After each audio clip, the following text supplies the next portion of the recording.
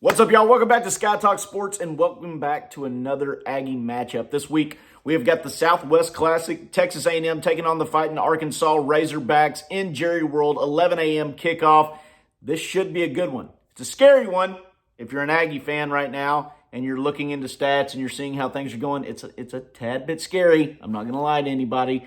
I'm usually a pretty positive guy. Now, I do call out BS when I see it, but I'm usually pretty positive, but I try to keep everything as truthful as possible. And so I think we should just jump right into it and see how this is looking for us. You got coming in as a record, you got the Aggies at 3-1 with that one loss to Miami. Played pretty good last week against Auburn. Everything seems to be moving in the right direction currently for the Aggies. On the flip side, you've got Arkansas, who has a close loss to BYU, and then a close loss to LSU. And a lot of people that are upset. You know, Sam Pittman's having to come back out. He's deleted Twitter. He might bring Twitter back. People are talking about his moves. Everything's getting crazy over there. And you got a coach that's getting $6 million over there, and people are jumping on Twitter talking about, well, if he's going to be making that kind of money, we need to get back to winning. We're supposed to have a great OL. He's supposed to be the hog king and blah, blah, blah. And you got some hatred going on over there. However, Sam Pittman's a great coach, and Arkansas has the players that they need to make things happen. And what we're missing right now is kind of this storm that is brewing to come together between the Razorbacks and the Aggies in what should be another really good Southwest Classic. Lines opened up at they opened up yesterday at 7.5 points in favor of A&M. They've dropped down to 6.5 points in favor of A&M today. ESPN has A&M at a 72.8% chance of winning. As an Aggie fan, that does make me feel good, right? Because very rarely is Vegas wrong. They're obviously more right than wrong, or Vegas wouldn't be Vegas. ESPN, on their percentage predictor, they're, fairly accurate with the way that goes. However, I think there's some intangibles here that are kind of being left out.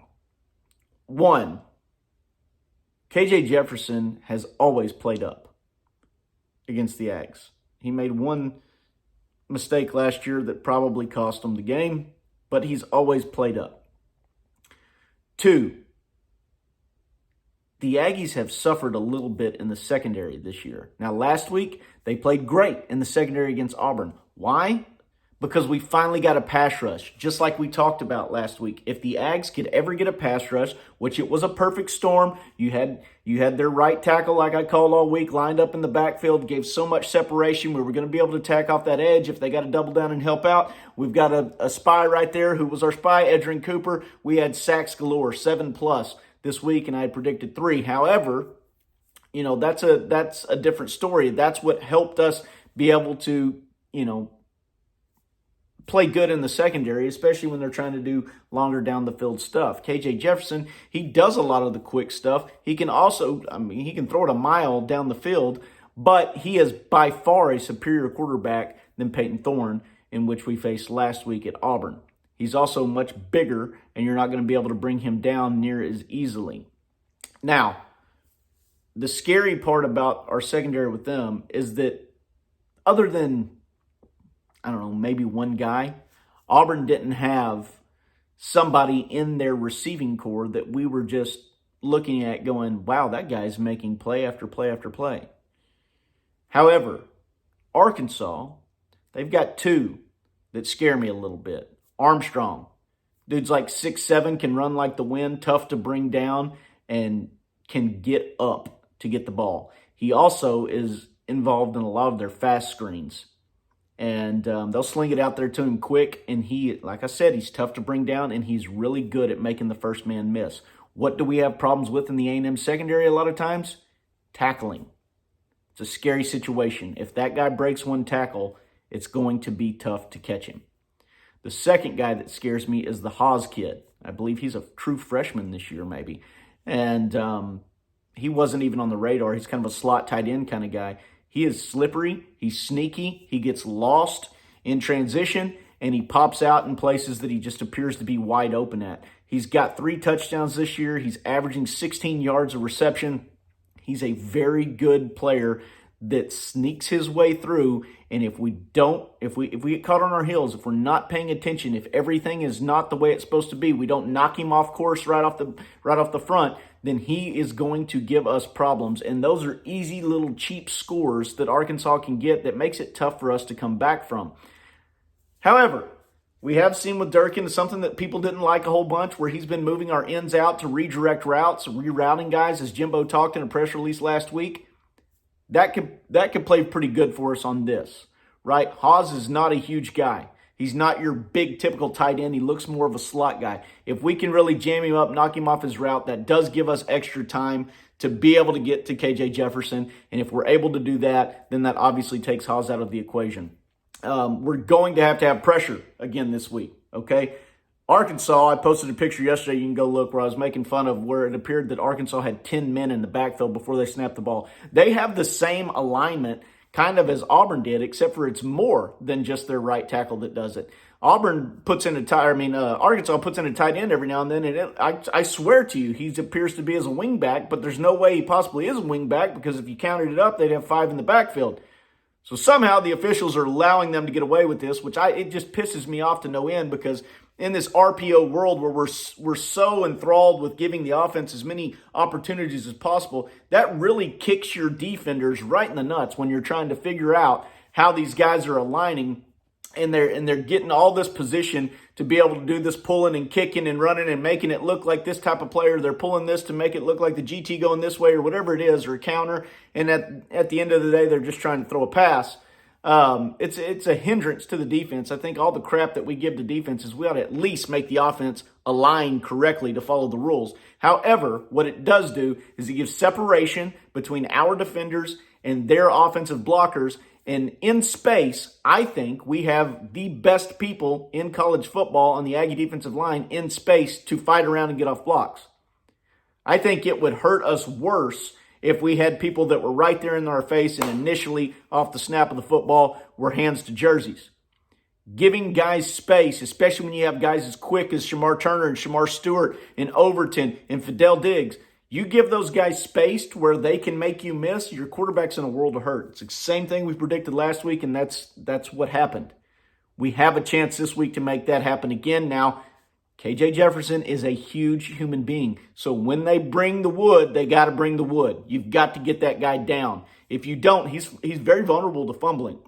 He does not have eyes in the back of his head like somebody like a Johnny Manziel used to, where it's like they saw something coming before it ever even got there. Jefferson doesn't have that. If we can get pressure off his backside, we will get a couple turnovers this week, which we haven't had a bunch of. We will get a couple turnovers this week by hitting him in the back while he's trying to find a receiver to throw to, if we can hold any type of coverage in the secondary for a couple seconds. That's going to be our strength this week. Their run game is not super strong. Now, I will say, if you look at KJ Jefferson's stats, I feel he's the best rusher on the team. You look at his stats, they're going to have him as like a 2.7 yards per carry. We have to remember, like we talked about last week, sacks go against quarterbacks. He's been sacked 11 times for a loss of 80 yards. You take that off of his list, subtract the runs from his list, add the 80 yards back onto her, and he's averaging somewhere around 5.5 yards a carry when he actually is trying to run the football and not being sacked from behind. So he can hurt you with that big time. He's got a long of, I think, 25 this year. He's not as fast this year as I was used to seeing him the past couple years. I really believe that I'm not gonna pull a Sam Pittman thing here and talk about his body image or anything like that. But I believe he's gained some weight. He's not as quick as what he once was. So he doesn't have that speed, which we do on our defensive line. If we can just hold on, we're going to be okay there. Offensively, also, one more point to them. Why I'm a little nervous about this. I think that this might be the week that Rocket Sanders comes back. They've been holding out. He was almost ready last week. Last week, he got put in practice a little bit to see how it felt. They decided to go ahead and sit him out. I feel pretty comfortable in saying that Sam Pittman throws Rocket Sanders, unless there's just something completely done with his knee and they're just using this as a way to keep everybody trying to work, some scout team type stuff against Rocket Sanders. If that might be the case, but I really don't feel like it is. I feel like we will probably see Rocket Sanders suit up for Arkansas this week, which I hate that. Not for Rocket. I mean, he's a kid and he's out there playing sports and good on him. I hate that for the Aggs because that will be by far the best running back that we have seen this year, and we're going to have to, that gives us something else we're going to have to focus on stopping. On the flip side for the Aggies, we've got multiple different reports on Connor. And Jimbo might be playing the same game, right? Jimbo comes out yesterday and he says he does have a sprained ankle, minimal swelling. We're taking it day by day. He's getting out there. He's going to do some stuff out at practice. Is that Jimbo making Sam Pittman and those guys over there try to work scout team and defend Connor and Max, or are they looking at, are we trying to get them to study up playbooks for Connor, study up playbooks for Max, and see what fits what best? Or is that the truth? And, lo and behold, I'm going to guarantee you right now on the ankle sprain and the way Connor walked off the field, he'll be back for Tennessee. Connor will play Tennessee. And I think there's a chance. Now, don't call me crazy, or you can if you want, but I think there's a chance you see Connor suited up this week. Will he come out and start and play? I don't know. Maybe not. Max probably 95% gets to start this week, but I have a feeling you see Connor suited out in full pads this Saturday in Arlington.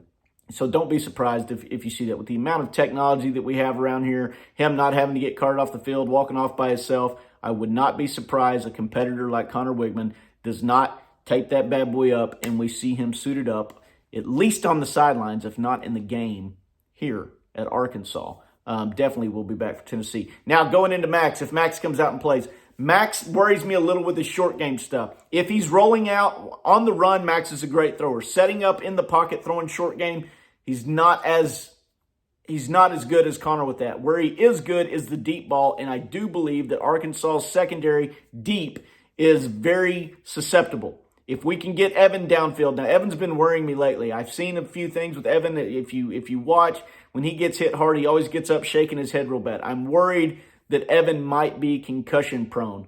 And so that does scare me about him a little bit. But when he is hot, he is hot.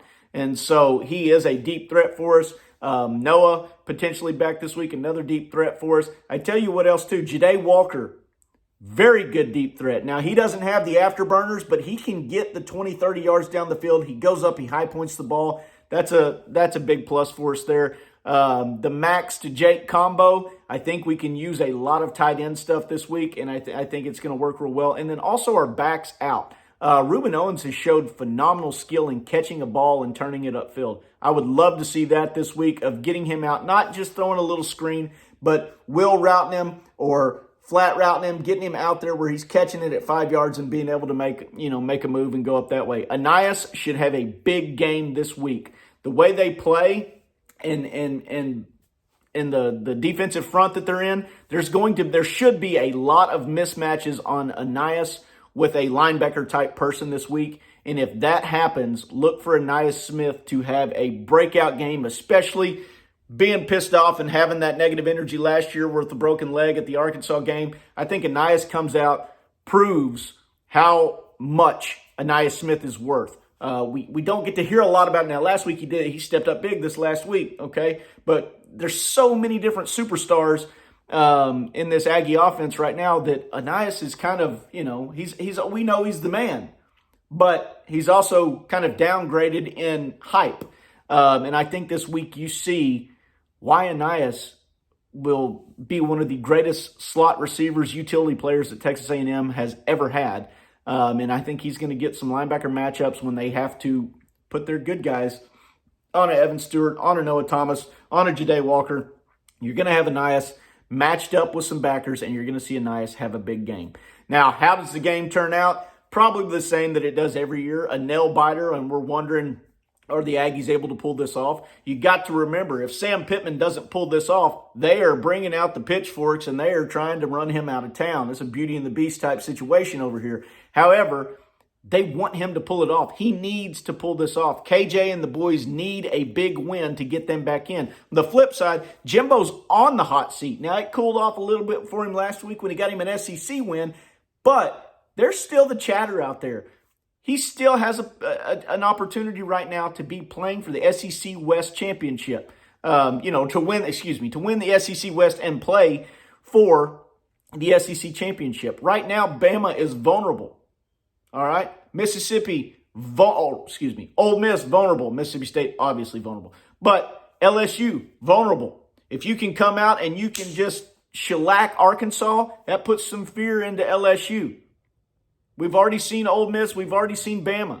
If A&M can come out and take care of business against Arkansas, they're sitting really pretty to battle Georgia for the SEC Championship this year, which keeps all Ags across the entire universe hopes alive that there is still a chance for Texas A&M to make that playoff run. If Jimbo comes out and plays nervous football, has some weird, strange game plan because Connor's not going to be, starting quarterback, and we play that old last year slow, methodical Jimbo football, and we screw around and lose, just pour gasoline on the seat and light a match. That's how hot it's going to be. The gates of hell hot. Because Ags are not. You've got Vegas picking A&M to win. You've got a lot of people across the board picking A&M to win from different sports talk people. You've got ESPN picking A&M to win. You got everything on the outside picking A&M to win. We know what struggles we have in here inside. We know what Arkansas might be bringing back and what they're dealing with over there, trying to turn their turmoil around, as well as them playing really, really close games on the 2 games they've lost. Jimbo's going to have to let his hair down. He's going to have to let his hair down this week. We're going to have to attack deep. We're going to have to, no matter if Max is in there or not. Max is a hell of a quarterback. He's a great athlete. Max Johnson would start for Auburn or Alabama this year at the quarterback position. There's no reason to dial it down for Max. We got to let him sling. Let the gunslinger sling. Get old Lefty chunking the ball down the field. Let's make something happen. Big plays, fast offense. Spy that quarterback just like we did last weekend. Edgerrin Cooper have a good game, knocking him down. Let's get Russell in there on those blitzes again. That was fantastic. Let him tee off on KJ a little bit. Fidel, Overton, you guys on the interior of the line, play strong physical football. Shut that run down and make him step up into the pocket so that Edgerrin or Russell or York can come in and collapse. Let's do that. And here's what I'm going to go ahead and call it. I'm going to say the Ags pull this one off by 10 points in a 35-25 victory, Texas A&M over the Arkansas Razorbacks in the Southwest Classic at 11 o'clock this Saturday. Peace.